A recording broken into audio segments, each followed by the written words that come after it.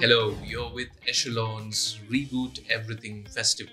Now, Sri Lanka's economic challenges are complex, and to address these would mean that it has to unify the spectrum of opinion on how to fix the economy. Several organizations have come together and consulted widely to develop what they call a common minimum program for economic recovery. And our guests in the studio today are co-authors of this common economic reform proposal.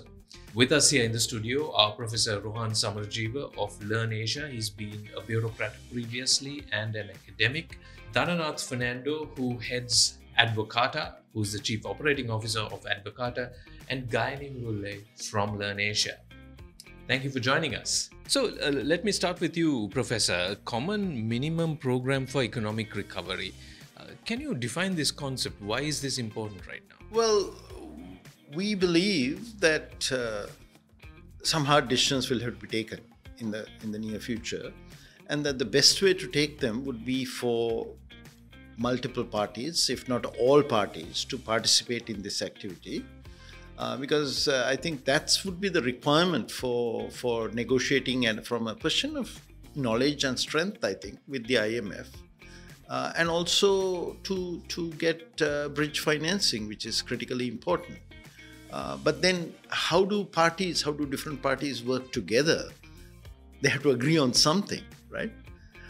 So I think anybody looks at, for example, the Manmohan Singh government in 2004, they had quite a detailed common minimum program.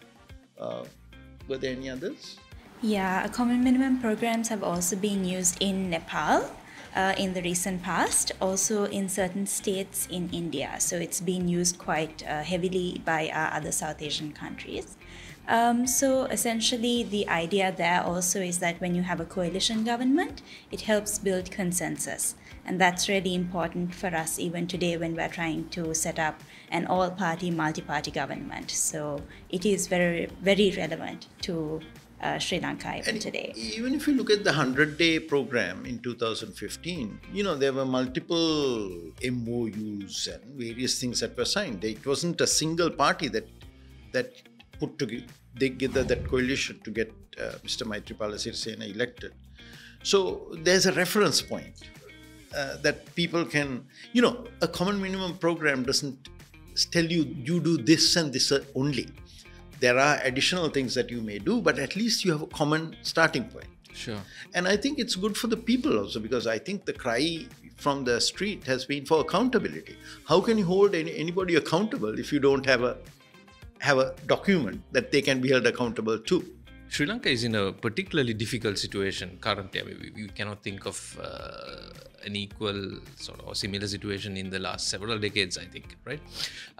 So this program, can it succeed if you how do you decipher this? How do you get the politics aligned versus the economics aligned in this situation? I have a short answer to that, which is we are in the particular disastrous situation that we are now in because of a dysfunctional political system. Right. And now we are in the hole. Now, how do we get out? We have to get out through the same political machinery. That is the real challenge. If you look at Greece, if you look at Spain, if you look at Lebanon, oh my God, right? The political class fails to reach agreement. They keep changing actors, parties come, parties go, ministers resign, and decisions are not taken. So that's our danger, really. Dana, can I bring you in and tell us a bit about, Sri Lanka now has to do several things, right? I think one of the first things it's got to do is put a comprehensive economic plan so that we can secure funding from partners, including the IMF, right?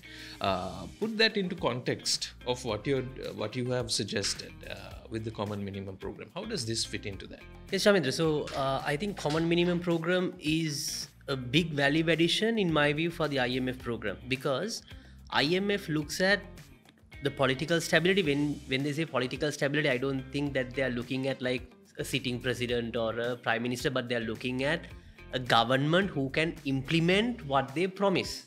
Right. That's what the credibility is. Sure. To do that, you should have an actionable list that you could produce saying, look, this is what we are going to do. And everybody is aware of it, because that requires political parties' consent and also people's consent. And adding to what Professor Samarajiva said, in my view, reason for a dysfunctional political system is also very hardly we agree on a actionable program. If you look at our manifestos, they were like written in very broad paragraph, like a very lengthy form, which is very difficult to break down into which action that we need to do.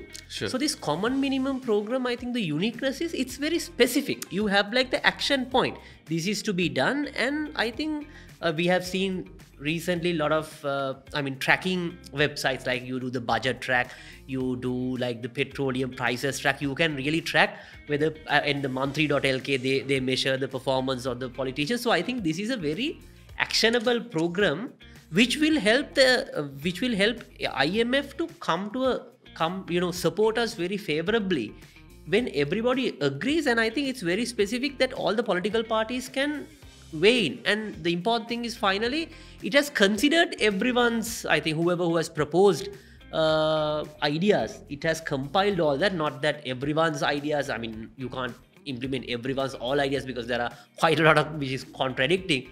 But given the circumstances, I think this is the best way, and also it saves a lot of time. Now imagine again a government comes and now they are trying to do a plan, and by the end of that plan coming out, already the bus may have missed, like we have missed it multiple times. Now you actually have a ready program. You have to just like walk in and at least get agreement and get it done. So I think in IMF context, this is really, really valuable. I think our politicians should, I hope that our politicians and the parties may take it very seriously, will take it very seriously, because it's their own, their programs have been considered. It's not like something fall from the sky. Can you take us through how you put this together, Gayani? We have a spectrum of political and social views about how to run the economy, leave alone politics and society, right? Surely there is some overlap, but how did you get about doing this? Right. So what we did is, you know that all these different parties, institutes have put out different documents which spell out the path to recovery. And they have put this out at different points in time. Some came out last year, some were in response to the crisis. Sure. So we looked at all these different documents. We made sure that we looked at documents across the ideological spectrum from different types of parties, and then just really went through it and tried to understand where everyone was coming from and what people were proposing. Then we looked at the actionable items that they had mentioned in each of those, kind of collated them together, put them out in specific thematic areas, and then prepared a base document. Then we took that to a group of economists and then to business leaders, consulted with them, got their viewpoints, and then honed the document. So it's really been a work in progress. It's a working document. It still has room to be, improved and expanded, but that was the process. When you look at the spectrum of ideologies out there, like you suggested, how inclusive is this? How widely does it cover that spectrum, do you think? What's your opinion on that? Right. So, if you look at the different actors who we've looked at, you have, say, the different political parties. So you have the SJB, you have the 43 Brigade, which is a kind of subset of that. Then you have the NPP. So even from the political parties, you have a wide range of actors. Then we also have the documents that have been put out by Advocata, by the Bar Association. So again, we've looked at people with different types of training and different types of viewpoints. Then I'll come to you. You suggested that in the past, you highlighted that in the past, Sri Lanka's political manifestos or documents or plans aren't necessarily very specific, right? Why would you suggest the common minimum program that you have become part of designing is more specific? What is different about it? So what we have done was making it simple and specified, because it's easy to then action, it's more actionable. Right. And also it's easy to understand. Even someone disagrees, I think you need not to read in between lines. It's very straightforward. This is what you are going to do. Even if you have a disagreement, it's easy to understand rather than going, in the process halfway and saying, oh, look, this is not what we promised and agreed. That's what has happened over the past decades. So that's the reason we made it very actionable, and we have identified a couple of pillars covering like state sector reforms, revenue side, expenditure side, social safety nets, which we can discuss later. So it's a broader program which is very simplified, where people will be able to understand, and they also can, when you understand, you can contribute, you can bring your ideas, you can support that on all sense. So that's the overall objective. So as Gayani mentioned, there were multiple discussions, but some, of course, contradicting, because not that everyone has the same worldview, which we understand. So wherever which is possible, I think, which has been incorporated, and very importantly, Shamindra, this has also been endorsed by a broader stakeholder community, because from Sadharana Samaj National Movement for Social Justice, they have been running a series of webinars to discuss about these ideas on multiple aspects. I have been part of some, but some I haven't even listened, but they have been running for a long time. And Advocata have been engaging on our front, like even when President appointed the Deregulation Commission with Krishan Balendran as the chair and Dr. Lalit Virthunga as chair, we were one of the organizations who spoke to all the industry experts and asked which industries, which regulations that you need to get rid of. So we actually submitted that document to the government. So we compiled all that in our crisis sort of manifesto. So there's a big process on engagement, and even after doing this, the business community has also endorsed these ideas. Professor, if I can come to you, can you outline for us the scope here? Right, clearly this is you are trying to be fairly specific. This is about economic reforms that Sri Lanka needs. It doesn't look at all reforms. But what's the scope? How if you outline for us? So Dhananath talked about the webinars that I organized. I can even remember one on human resources, because I think the greatest asset that we have in this country is not land or water or anything. It's human resources, right? Now, if you look at this document, there's nothing about human resources. So you have to ask why. So this document is not about reforms per se. This is about recovery. So it's a further narrowing of the scope than all the issues that we talked about. We had considered agriculture issues and health issues and so on, but we are not talking about all that. This is really focused on recovery. So that means that we have used the diagnosis, you could say, of the twin deficits problem that Sri Lanka has been affected by, that is the fiscal deficit and the current account deficit. And we have been trying to look at things that can directly contribute to that. Now, I did some detailed analysis, for example, of the NPP proposal back in December, and then the 43 Brigade proposal. These were comprehensive documents in January, and which I published. But in those, there was discussion about healthcare. There was discussion, even a little section on culture that I recall in the SJB. I'm not saying culture is unimportant or that healthcare is insignificant. I'm just saying we really need to focus on getting out of the hole that we are in. So that is the focus. But, we are not omniscient, and we didn't get everything right. I would argue that food security is part of getting out of this hole that we are in. I mean, I should have known, because I've been using Lebanon as a guide. And in Lebanon, protein consumption crashed as part of the crisis, right? So in my view, I think we need to do something about protein consumption, particularly among the young generation, as part of the recovery program. And it's not simply about giving money. It's about addressing the protein problem, availability of protein. Now, people at Peradeniya have done a very good job. And they have developed a discussion document, Peradeniya Agriculture Faculty. I think it's 7 authors. So these kinds of modules can be plugged in. But ours is a very narrow scope, which is when you go to the IMF and you negotiate, if you have this kind of agreement, you can negotiate better. What sort of time frame do you think is ideal for something like this to be valid for? You must have thought about that when you're designing this. Yes. So we have 3 time frames that we refer to.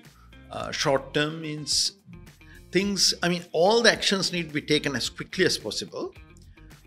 But short term means we should be able to see results in 2022. That's short. Right? We have only 5 months left now. Right? When we wrote it, we had about 6 months left. Then we have the medium, which is to see results by 2023. So just to give an example of how this differentiates, if there's a law that we are talking about, a new law, we wouldn't really say that's a short-term activity, because we have people who know how laws are made. And while I have taken complex legislation through in 3 months, that's rather difficult. So in many cases, when we talk about law, we talk about medium term. Then we have a long term, which is where we can see results by 2024. So if you look at, for example, the idea of having a consolidated government revenue agency, rather than all this fragmented, inland revenue here, customs there, and so on, at least integrating their information systems. We don't think it can be done we are not unrealistic. We don't think it can be done now. We think we should be able to see results by 2024. So that's the time frame that we're talking about. There's nothing here that is beyond that. Privatizations and stuff, sure, but that can be completed. Long term, somebody else will have to deal with.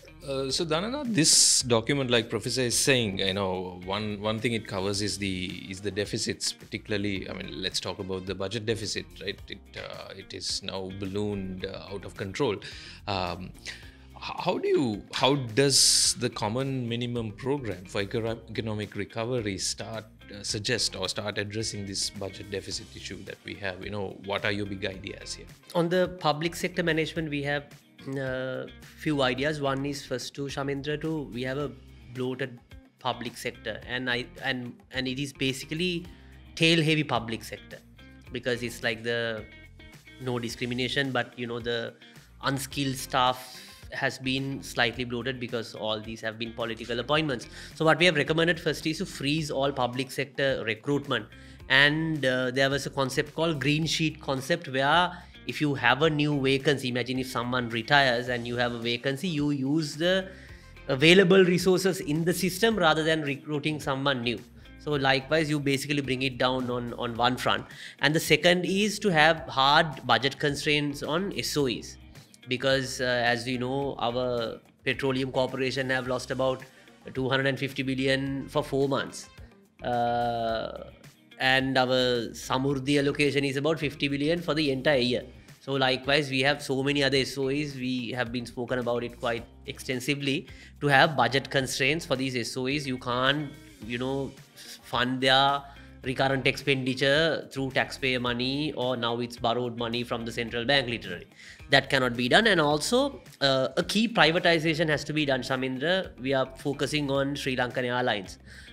Because in fact, someone asked, do you have any personal issue with Sri Lankan Airlines? Always you are asking to privatize Sri Lankan Airlines. Did they treat you bad in a flight or something? I said, no, it is because they are colossally loss making, and everyone knows that. And that gives a proper signal. And I think it's easy to do the privatization. The challenge would be, we really don't have the setup to now carry forward the privatization process, because our states, though we have 1.5 million state employees, our state structure is so dismantled. There's no capable people in the system who can really push it through a privatization process, because it's not like, a simple sale. You have to do so many analytics and all that. So that's another idea. And also, I think we have to liberalize some of those markets where the state-owned enterprises are in. And I think some sectors like electricity and petroleum, I think it's the pricing that we have to fix first. So likewise, we have a series of actions that we have to take on bringing down the expenditure in the first place. I think also we have to consider the rationalizing and prioritizing of the defense expenditure as well, because that's one of the single largest expenditure item. I think we are doing a we are being unfair for those, the defense personnel, because I think they are able-bodied, very efficient people, and you're paying like a very low salary because you have a lot of people in the sector, and you are getting like with the inflation that you are running now at 54%, their pensions are getting like almost negligible. And I think if you provide them the opportunity to work somewhere else, of course, because they are skilled, they have the age, they have the efficiency, they can do that.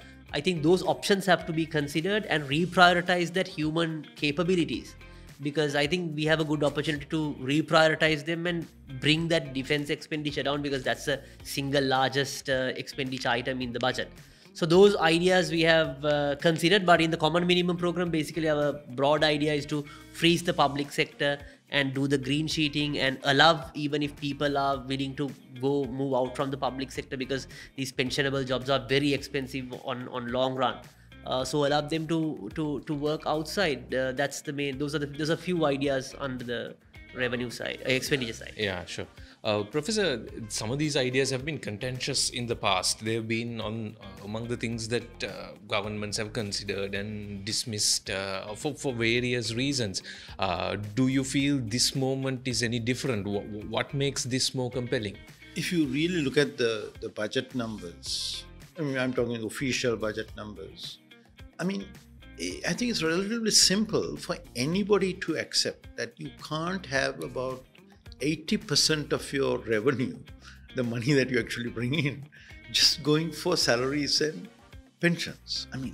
How could that happen, right? I worked in government, and those days it was about 50%. And even those days, for anything interesting, novel, any new project, I can remember the spectrum monitoring equipment that we got to the TRC back in the 90s, we would go and negotiate a World Bank loan or something, right? Because there was no slack in the system to give that kind of money. In my most recent activity, a lot of people are complaining about the levels of digitalization in the government. I was the chairman of ICTA. And the total amount of money that I had for projects for digitalization in government was 2 billion Sri Lanka rupees a year. And I had to grovel and plead to get this money, right?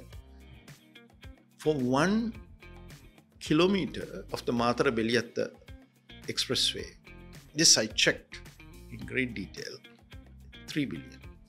1 kilometer, 3 billion. For all of digitalization, 2 billion, right? So this priorities that we have. The issue is that if all your money is going for salaries, how much flexibility do you have? I had to grovel. And Professor, I can't give you now. Can you come, can you come early, in the early part of the month? To get some money? Is that kind of sort of ad hocery that was being engaged, because they really didn't have money in treasury. So that's really what we need to focus on. If people want change, they have to figure out their priorities. And I just want to emphasize, I've been working on this with Mr. Karujaya Surya, a former serving army officer, and he has been really putting this issue of the armed forces on the table. I think he has more credibility on this than most people. And what he talks about is, we are not talking about letting people go, just stop recruitment. And then he says, now you consolidate battalions, you consolidate as their strength goes down, you put them together. And all armies know how to do this, right? So what they're talking about, and then again from the documents, I was surprised to see that the 43 Balakaya, the 43 Brigade associated with Mr. Patli Champakaranawaka, talks about a smart armed forces. He says we are spending all our money on recurrent, that we are not spending it on new drones and capital equipment and training to deal with new kinds of technology. And he talks about a smart defense force rather than a large defense force. So I think, some of these ideas are coming together at this time from interesting corners of the political debate. And I think this may be an opportunity to actually get things done. Dhananath covered spending proposals or the expenditure side of the budget, and the other flip side is revenue. What are you suggesting? What is the common minimum program suggesting as far as increasing revenue for the government is concerned? Well, is that a priority? By the time, of course, by the time we got to the end of it, this is the final date on this document is June 4th. Actually, some of these proposals had been implemented, raising the VAT and the pay thresholds and so on. Now, I don't have to hide it. When I was criticizing is not the word, when I was assessing the 43 Balakaya, the brigade document back in January, they were saying restore all the tax cuts that had been imposed in December of 2019, right? I mean, I was perfectly happy with the taxes that they were there. But if you see what I had written, I said, well, we are now in the middle of a crisis. We got all the SMEs. I mean, we are losing SMEs by the day. Is this the moment to really ramp it up and restore everything to the level that we had in 2019? What is affordable then? Is it sustainable? Can our companies take this kind of punishment? So, that's a conversation that's ongoing. And I would say I have changed my mind on that, looking at everybody's documents. And I've also been, I'm a person who's been very skeptical about what is called non-tax revenues, right? Non-tax revenues are that, every time we enter a national park, we pay a fee. A big source of non-tax revenue is the old regulatory commission that I used to handle, right? They collect all these spectrum fees and regulatory fees and so on, and they shovel large billions to the government. So I've never been a fan of them.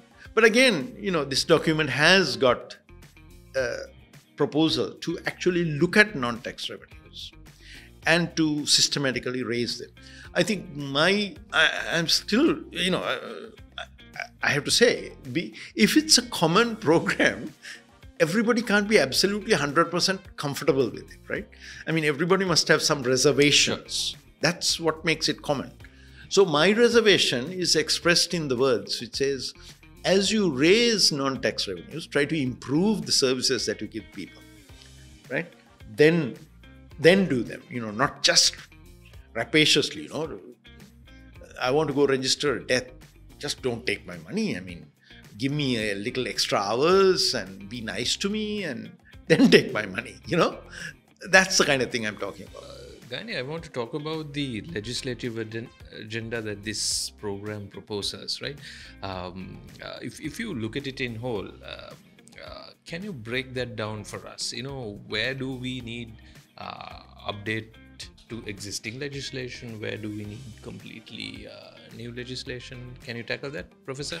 Yeah, I think there's that last section is, I think, the most important one in that regard. Everything else we have proposed essentially where there's sort of existing drafts that we can start and then modify. I mean, nothing should be, say you take the Monetary Act law that was there in 2019 or 2018, take a look at it, appoint a committee, look at it. We've now had a central bank that has been under considerable stress and which has actually contributed to the mess that we are in. So given that experience, get some good people to look at it and to sharpen it and get it done. But we think that can be done and it should be done, right? We can't go on like this. So that is something we think we can do in the short term. Now, that other area where I think our needs are desperate, but it's going to be a bit of a challenge because we got to start from scratch. A unified bankruptcy law that'll take us away from this idea of liquidating companies, which is the one that we have now, but of protecting them so that they can come back. Sure. Because, we are looking at a sort of a massacre of companies right now, right? How do we bring them back? How do we give them the wherewithal to survive this storm and then come back? So I think that's something we really need to do, but we don't have any sort of prior drafts. Then, of course, the most, quite controversial item would be termination of Employment Workmen's Act, TEVA. What we are proposing, what the Common Minimum Program is proposing, is an unemployment insurance fund that everybody contributes to, right? And that will help people to not, we can't have somebody who has a job today and tomorrow they're on the dole. That is rude. It's unacceptable, I would say. They should have some entitlement that comes that they get from an unemployment insurance fund, and they should be allowed help. They should be helped to retrain, to get back into the job market and so on. Because we are looking at a crisis, but we are not looking at this thing lasting forever, right? We need to recover. So we need to get these people back in the workforce. We need to get these companies back in the economy. So those two, which are right at the end, we call that specialized legislation critical to recovery, are worth looking at because they're going to be challenging. And, a lot of people might have knee-jerk reactions to that. But I think they shouldn't. It's important. Is it your view that you may or may not get bipartisan support for everything? There may be certain proposals here that are more trying than others. Well, bipartisan, I think my reading of the crisis of this scale is of a complete political realignment. So the political parties fracture, reform. Even now you can see in Parliament, whatever we thought was a party is now speaking in about 3 voices. Sure. I have a feeling that it'll be tough to get everybody to agree to it. Some things will have to be dropped, but I don't want to duck. I think the whole point of this exercise is let's not duck the difficult issues. If people think TEVA is difficult, fine, I agree. But let's talk about it. If we don't talk about it, we won't be able to do anything about it. And by talking about it, maybe I'll get ruled out. Now, I can just give you one example. I was proposing, in the same way that Dana was talking about Sri Lanka, and I've been promoting the abolishing of the Samurdhi department. Because my argument is, you take this entire amount that is spent on Samurdhi, our flagship social welfare scheme, 25% of it goes to supporting the employees. The average amount, this is Rehana Taufik's research that I'm using, the average amount that a Samurdhi beneficiary gets, now it's a little higher, but when she looked at it, I think 2019 or 2020 numbers, was 2,500 rupees. 2,500 rupees. The average amount that was spent on a Samurdhi employee was over 50,000 rupees. Right? I'm not saying they were getting all paychecks of 50,000. It's, their allowances and motorcycles and all that stuff. To me, it seems like this is wrong. Right? EPF, ETF, they're all single digits, the administrative costs. 5%, 1%, something like that. Why is this 25%? But then, by the time we finished our consultations with the economists and the business leaders, guess what? That proposal's no longer there. Right? It's not there. Now, I'll continue to talk about it because I think it's a common minimum program. Even though my favorite ideas are not there, I am free to talk about them. And some brave prime minister or a cabinet is free to implement them. But they are not part of a common minimum program. That's how we'll have to proceed. Gayani, the economic situation in Sri Lanka has deteriorated rapidly. Possibly it has deteriorated in the time you prepared this proposal. Probably saw a huge collapse in how households could manage their daily expenditure virtually, right? How do you sort of address that in this document? We have the contentious issue of how effective Samurdhi is in the first place as a social safety net. If not that, then how do you address that? Right. So you're absolutely right that the entire situation has deteriorated. Food inflation has skyrocketed, which means that food is unaffordable to a lot of people. The unavailability of fuel means that people can't actually get to work and then earn an income. And LIRNEasia did a survey in 2021 where we looked at the percentage of people who were working from home during a lockdown, and you found that only about 20% of people could work from home. So that means a lot of people just can't get to their jobs. So we're dealing with a really difficult situation. So you do need to provide that support at this very difficult time. Despite some people's reservations about, social safety nets broadly.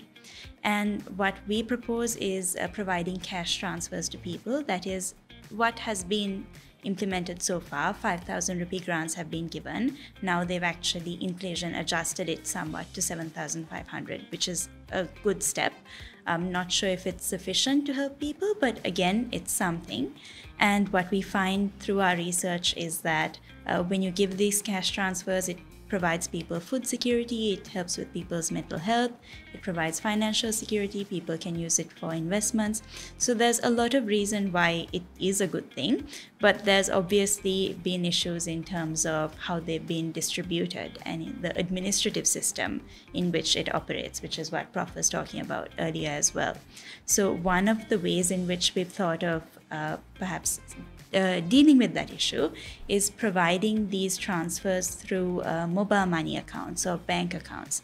Because even if you look at the 30% of households that get welfare on the regular, 77% of those households do have a bank account. So we can get the money across to people that way. So that's potentially one way that we can reduce leakages. It's one way that we could potentially reduce the administrative costs that we've been talking about so long. So that's one way to tackle it. But of course, one of the other big issues with Samurdhi is that there is a targeting problem, in that there are people who shouldn't be getting it who are getting it, and people who should be getting it who aren't, right? So that problem needs to be dealt with in a more long-term way. So we have been looking at different ways through which you can actually identify the poor. You can identify the newly poor by looking at things like, electricity consumption and call detail records. So there are new ways through which you can actually identify these poor people.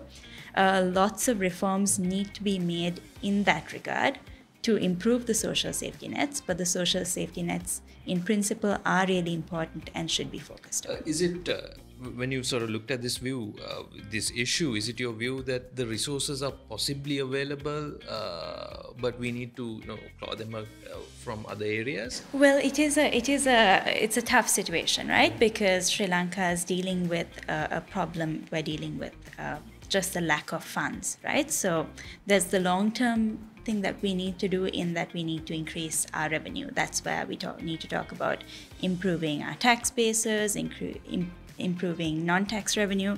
All that needs to happen. But we also need to, like you rightly said, take money away from defense projects, which we've spoken about earlier, or these other types of vanity projects, which we also spoke about earlier. So it needs to be done twofold. One is increasing your revenue, and then afterwards taking money away from these vanity projects towards issues like social safety nets, making sure that people are fed, making sure that people have access to healthcare, so that they're really taken care of at this really precarious time. I think this has been a fascinating conversation. In sort of wrapping it up, can I ask each of you to sort of think about any areas that you'd like to put on the table right now that potentially are worthwhile mentioning at this point? We are dealing with a society where trust has been eroded. So our people don't trust the politicians. Our creditors don't trust our word. Our partners don't trust our word. Right? So I think what we need to do is not just talk, not just write things on paper, but to actually follow through and have communicative actions. So that's why I think this idea about Sri Lankan Airlines, it's a complex argument, right? Because Sri Lankan Airlines is, people say, can we get money? Is this the right kind of time to do this? And I say, but think of the daily, monthly losses that you will be taking off your balance sheet. think of it that way, right? Even though you may be able to get some value for the Heathrow landing slots and so on and so forth. Don't worry too much about that. Let's do that transparently, but think of the future. But to me, the more complex issue is how do we make sure that the airport, which is our asset, because what we really have to figure out is how do we bring people in and out. Let's do an airport transaction as well, in a way that will bring low-cost carriers and allow everybody to come in and get our tourist industry running again. But without thinking simply in terms of a single activity, but communicative. So that would be a quick win, would be the airport, just the airline by itself, without the catering, without ground handling. Just here's the airline. The rest of it, it'll take more time, but let's do that carefully and in a systematic way. So I think if we can do things like that, and then to signal to our people that this is a caring program as well. That is why I think the social safety issues are critically important. If you can't feed yourself, you're not going to engage in rational discourse about anything. So let's highlight that. So if you can sort of walk on 2 feet like that, doing the reforms, looking after the recovery and providing the relief, I think we should be able to get through. On the economic side, I think on the trade side, we would love to have more proposals, especially on removing. I think the para-tariff removal is there, but more going towards some free trade agreements and moving forward on the trade side is something that we could we would love to have it, but some restrictions are there on the not restrictions. I think we had to compromise some of our proposals on that front. But going slightly beyond the economic issues, I think I was listening to Chamat Palihapitiya on a podcast. So he brought out important fact. Even Professor said, now it's a credibility issue. People don't trust us. He brought out the issue that even our own people don't trust each other because of the divisions we had. So he basically brought example when he started to work on the Sri Lanka, that Google project, how difficult it was for him to get things off the ground. And he said our human capital is incredible because of our literacy and how people really can adapt to working conditions was incredible, which he found very interesting compared to the other emerging markets. But he said we have been like always fighting with each other, and he being a byproduct of that conflict that he had to leave the country and became a billionaire. But he said people are not trusting each other. Those things coming back and forth, the religious issues and the ethnic issues seems to, sometimes it's a little trigger that requires to completely things go wrong. So he brought it out. It's not economic side, but I have a feeling it has some value, because imagine while we are focusing on these all economic issues, if something goes wrong, because at the moment we are fighting with US, on Japan and Middle East, with China, with Russia, we have lost all our friends. So even in a crisis like this, no one is really coming forward and going out of the way to help us. He actually brought out the example of why US helped Ukraine with 40 billion, of course, to secure their energy supplies. But Sri Lanka need about 4 billion at least to overcome. But we have lost our friends, so I think that's something to think about. Anything you want to add, again? I think we do need to talk about the energy and public utilities, which is something that we didn't talk about today, but is a big part of the Common Minimum Program. So you need to be using transparent, automatic, market-based formulas. You need to make sure that utilities are well regulated, which we don't always see. So that element of it is also very crucial and needs to be thought about. And just more broadly, zooming out, important to think about this Common Minimum Program, 1, as a consensus building activity, 2, as a risk mitigation strategy, right? Because as you can probably see, there could be a lot of political, high-level attrition. That could be, we could be dealing with, a difficult situation in which, governments change and whatnot. So bringing everyone on the same page, making sure that people have agreed, somewhat to the path to recovery is likely a way that we may reduce our risk and, make this path to recovery a bit easier.